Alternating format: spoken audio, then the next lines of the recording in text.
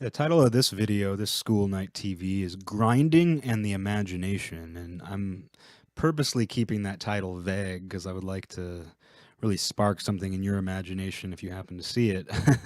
But this is actually about RPGs, classic RPGs, and by RPGs I don't mean pen and paper. I never really played those. Although I do feel like life is a pen and paper RPG. And I say that as someone who's never played them, so I can't really say for sure. But I do feel like I don't need to play them now because I can apply the same principles to being a person. Maybe that Odin video I made a while back, the Black Knight archetype and the Odin idea of just really investing in every different role you have to play as a human being and just really becoming that, that maybe that's what I mean. Anyway, though, grinding in the imagination. The RPGs I'm talking about are the old Super Nintendo and PlayStation RPGs, the video games. And I've learned in recent years that those are now called JRPGs for Japanese role playing games because as RPGs have become more popular in the video game world, they've kind of mutated into like this whole new thing that's very different from what I knew. Because growing up, like if you were playing Super Nintendo or PlayStation RPGs, they were just called RPGs, and every single one was that quote unquote JRPG model. And the way I feel about saying JRPG is kind of the same way I feel about saying Final Fantasy IV or Final Fantasy VI, where I grew up and those games were called Final Fantasy II and III in the US. And yeah, they were trying not to confuse the American audiences, but whatever, because they hadn't released the earlier games, so they were just like, let's just call them two and three. But the way I feel about that is, it's almost like if you grew up with a friend who their name was John and they went by Johnny, and your whole life you know them as Johnny, and then they go off to college and they come back and you're like, hey Johnny, and they're like, well, I go by Jack now. Jack now. They go by Jack. And you can't quite get the hang of it because you know him as Johnny. You're Johnny from the neighborhood. Jack, who's Jack? I don't know Jack. You're Johnny from the neighborhood. Uh, and they're just like, no, it's Jack. And they correct you every time. So you compromise and you alienate them, but you compromise and you start calling them Johnny Jack. So I think my choice with Final Fantasy 2 and 3 is to say, when I say Final Fantasy 2, I will say Final Fantasy 2, aka 4, and Final Fantasy 3, aka 6. And that's my way of saying Johnny Jack. Final Fantasy 2, aka Johnny Jack. Final Fantasy 3, aka Johnny Jack 2. Getting weird. And Johnny Jack, he ain't my friend no more. He don't like it when I call him Johnny Jack. He ain't my friend. Anyway, so I grew up playing those games, and I remember when I first tried Final Fantasy 2, I was very young, and I had just like played Zelda maybe before that. And the game was incredibly strange. Final Fantasy 2 was very strange. I didn't understand random battles, turn-based battles. Like your character's walking around Zelda style, and then all of a sudden, like the screen changes, and it's like your characters are arranged in this vertical line, and you have to like wait your turn, and then when you do like attack them, your character just goes like this with his sword and in the air, and then that somehow inflicts damage on the bad guy. Like it didn't make any sense, and there was nothing satisfying about that battle system. There was, at least with like Zelda and games like that, you actually do swing the sword, and like you're in real time, you're having to avoid the bad guy, and it's like it's somewhat like a fight. It's somewhat like a real fight. I don't like video games because they ain't nothing like a real fight. Um, those old Nintendo games, what the fuck, if I want a real fight, I'll go get in a real fight. That's kind of the equivalent of me being like, life's a role playing game, life's a pen and paper role playing game. But anyway, um, uh, those Final Fantasy games, there was like nothing satisfying about the battles. It's like there's nothing rewarding, anything like that. So it was really hard for my 7-year-old brain to really understand what the point was. I just enjoyed exploring the villages and like progressing the story. Um, but in order to progress the story, in order to get to the next village or castle, you do have to fight bad guys, typically a boss, and the bosses are hard. And the way to beat the boss is you have to fight a bunch of random battles and level yourself up. You get experience points for each battle, and so you have to wander around in the forest a little bit and level your character up. And as your character levels up, he gets more health, more strength, possibly learns new skills or magic, and then you can use that to beat the boss. I mean, there's a pretty easy metaphor or analogy to all this, to real life, to doing things, to working hard. And that's what I mean by grinding in the title of this. And I think it goes without saying, everybody knows that you have to grind in order to get better at something. But it took me a long time to really realize that. Like, even with something like drawing or art, I always kind of took for granted the fact that I could draw a little bit better than average. And I don't feel like I'm stroking my own ego too much in saying that, but it was like in my class growing up or whatever, like I was one of the 5 kids who could like draw a little bit better than average, and I used to draw comic characters and that, but I never practiced. I would just draw things and I never really thought. I just kind of was like, oh, I have a natural ability to do this in to a certain way and have my own style or whatever. But I really didn't try to practice. I think just drawing over and over again when you're a kid, that's a form of practice. But I didn't grind. I didn't consciously like really try to expand my skills. And as a result, I found myself as I got into high school kind of relying on weirdness. And I like that my art is weird. Like, I mean, I wouldn't make any art that isn't weird or surreal or strange on some level. But I felt like I was using weirdness as a crutch. And I feel like I could say that for my personality too. I feel like some people, when they don't really have like an idea about themselves, like when nothing really sparks, they either like fall into a really typical like pre-assigned societal role. And see my video on roles and identities for more on that, which I haven't watched since I made it and probably never will because I'll die inside just seeing that. But uh they they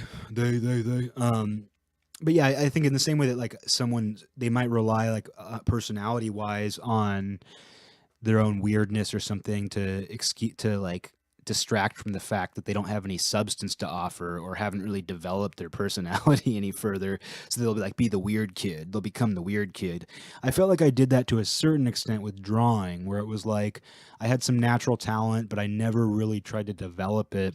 And so I ended up like relying almost solely on weirdness. Like I look back on some assignments I did in high school because I took like a drawing class in high school, and I look back on some of the assignments I did, and I'm like, I was just being weird for weird's sake. Like, it's really hollow, and it sucks honestly because I should have been focusing on actually developing my skills rather than just being weird, or just like you know what I mean.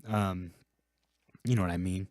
Um, and I wish that I would have started grinding more earlier on. And it wasn't until much later that I really started to practice drawing. And I don't mimic other drawings. Like I know some people who have gotten really good. I know of a friend who he got really fucking good, like technically good at drawing, and he's original too. It's not like he just got really good at like a super like defined existing style. Like he has his own style, and he got really good by like kind of copying other people's work, not like, and not pushing it as his own, but just like in his private time practicing, like looking at other people's work and kind of, just learning how they do things, how they do shadows, how they make their drawings more dynamic. And he really benefited from it. It's almost like practicing other people's riffs or songs, to develop your own abilities. I'm too stubborn to do that. I don't know why. I really wish that I would do a little more of it because I feel like I would benefit a great deal, and maybe I eventually will. Like I know r.crumb, who I of course love. I know that he did that. I mean, he's talked about how his early stuff, his early comics, which we look at those and they're incredible. I mean, early Crumb comics are freaking incredible, freaking. But he talks about how with those early comics, he hadn't really done that. He hadn't really like sat down and just learned, practiced and learned. And if you look at some stuff he did later, it's next level incredible.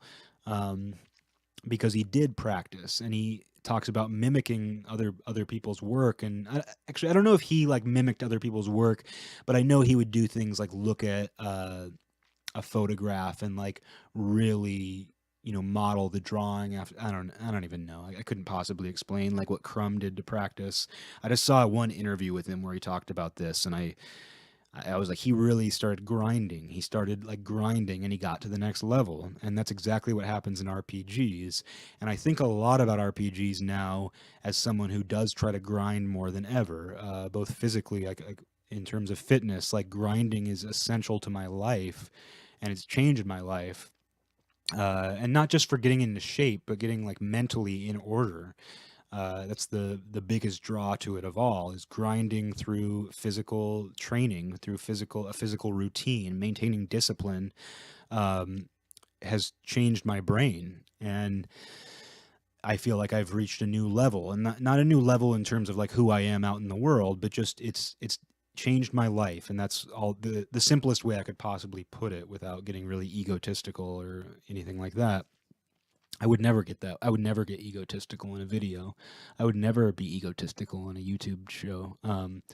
But RPGs, I think about them as I'm doing all that. If I'm on a run, I think about grinding. I think about random battles. That's the level of foundation that it's laid into me. It's the foundation it's laid. And so that sort of RPG grinding, I'm so glad that I used to play those games, because it's not GoldenEye. You're not going around shooting people and every scene is just like you have your health and it never changes unless you get shot and or you get a health pack. But it's like an RPG, you're continually building. As you fight more and as you grind, your health expands. Your strength you get stronger. You develop more skills, and that's extremely true to life. I don't feel like other video games provide that. More action-oriented video games don't provide that. So even though I was this little kid, like being like, "What the fuck is this battle? Like, what is this Final Fantasy battle?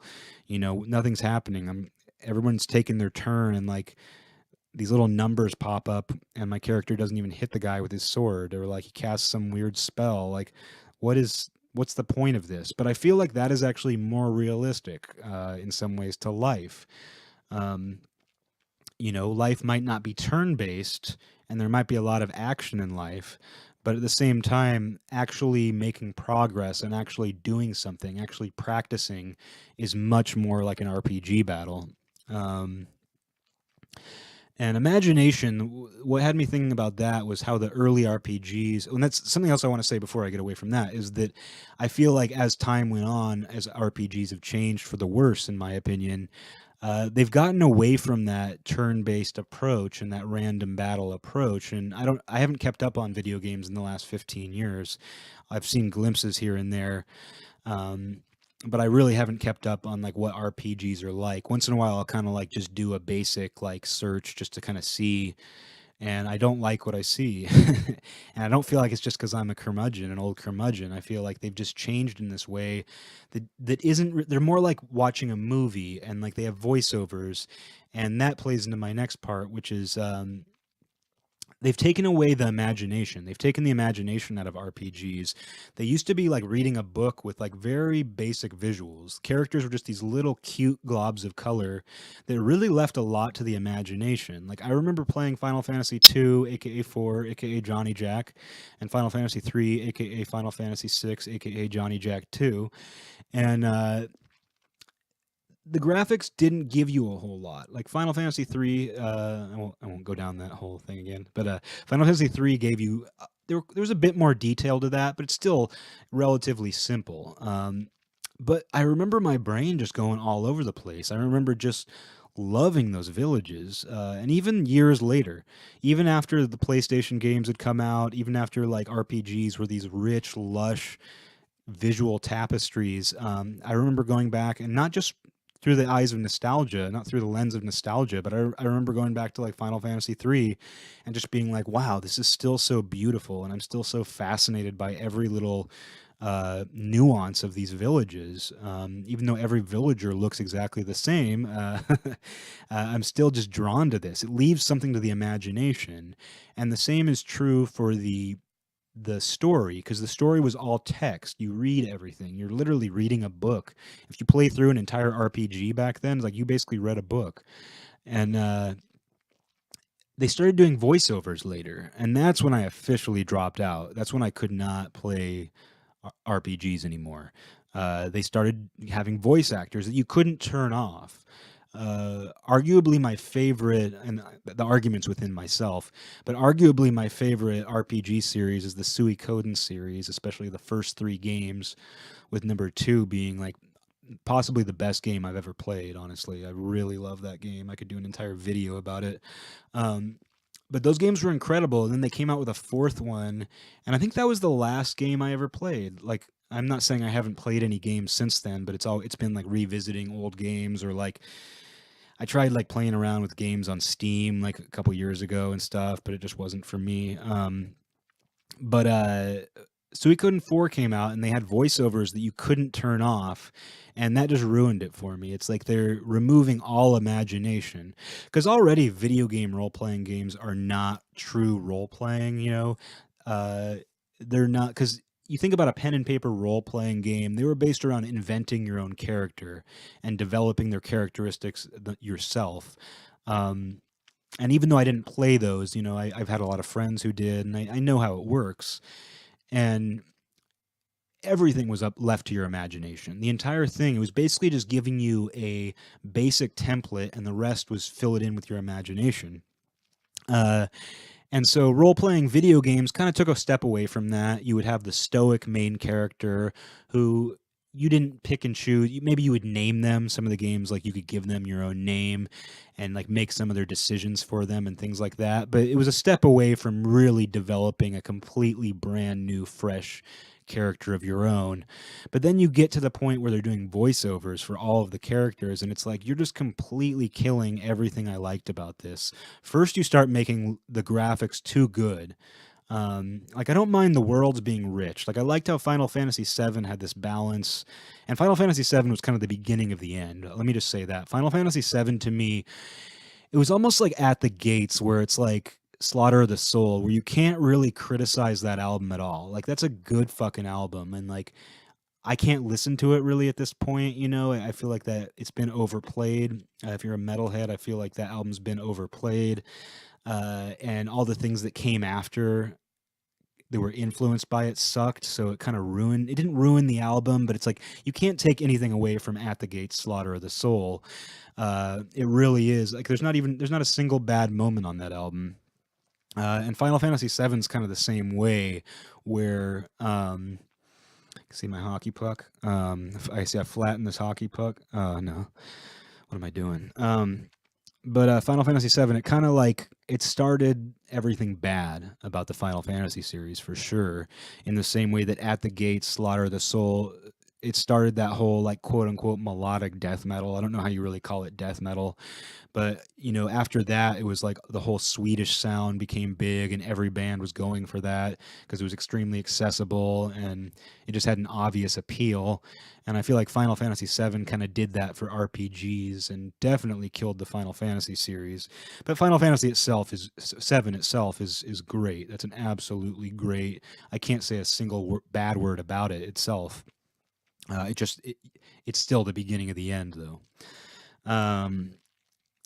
But anyway, the voice acting, that was the end. That was the end for me. Everything to come after that is just dead.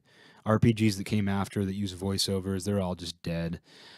Dead space. It's like they tried to make the characters look more like real people, first of all, which I don't understand about video games. Like, why do you want video games to look more and more realistic? And I understand there's still a heavy element of fantasy. There's still there's things that go on in most video games that don't happen in real life, which is why they're video games. But still, I don't understand like how like the goal has always been to make the graphics as realistic as possible. And that goes to the imagination part of this video, where those little globs of color, those Final Fantasy II, Final Fantasy III globs of color, these little characters, they barely had faces. Final Fantasy II, there's like a black pixel for each eye, and that's it. That's literally it. And you know, the villagers are like these they look exactly the same. Every villager in the town must be a twin of each other because they're the exact same design. Um, but yet there was still something that just activated my imagination. And even now, I won't go back and replay games anymore because I don't have the time, but I'll go back sometimes and just look at pictures, and my mind, you know, it does something. It does something to my mind. It's simple, but it does something to my mind. I don't feel like it's just nostalgia, because there's a lot of things that I should be nostalgic about, but when I revisit them, I'm like, that looks like shit. That's unappealing to me now, that kind of thing. But there's something about those early RPGs that really just impacts my imagination. And I feel like I try to apply that to other things in my life and do things in an understated way. Obviously, not videos and rambling and stuff like that, but still, like, um, sometimes when things are simplified, it's sort of like with lo-fi music, and not music that's so lo-fi that it's unlistenable or anything like that, but it's almost like it's that same sort of idea. Like, why make something a symphony when just a simple, powerful melody can do the same thing? Why add layers to something that otherwise has a certain power? uh, I don't know. Some things should be symphonies, some things should be lush, but don't forget that minimal presentation sometimes does a lot more for the imagination than just making something complex for the sake of doing it. That whole human, like, I can do this, so I will do this, and I feel like I'm guilty of that. I feel like doing this show is an example of that. But still, that I can do something, so I will do something sort of idea is something I just try to remind myself of, that I shouldn't do unless I really want to do it. And I think of RPGs the most because I think of how, like, adding voices, like, this is just like reading this story and, like, either imagining their voices, or that's the thing. When I used to play the old RPGs, I didn't even imagine their voices. It's not like I had their voices in my head.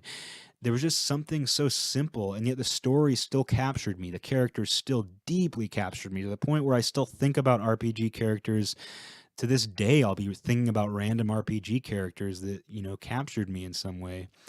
Um, I'm just a captive. I'm just a captive of RPG characters. It all makes sense now. But really, like, I didn't even have a voice in my head when I would read those dialogue boxes, and the fact that they felt the need to use, like, fucking cheesy ass voiceovers, because there's almost no way on top of that you're gonna get a good sounding voice for a fucking video game. Even if it's not a cheesy anime voice, even if they do get, like, a good serious voice actor, the chances of it still appealing to me are so slim. And I know this is me, and there's a million people who probably love voiceovers and, like, non-turn-based RPGs, and, like, the exact opposite of what I like, and that's why those are popular and why I don't play video games anymore, and I'm just left behind. I'm left behind like that Christian book series. You know, Rapture came and it took all those acting loving people. It took all those 3D fully rendered, smooth PlayStation 20, PlayStation 3, aka PlayStation 6, aka PlayStation Johnny Jack.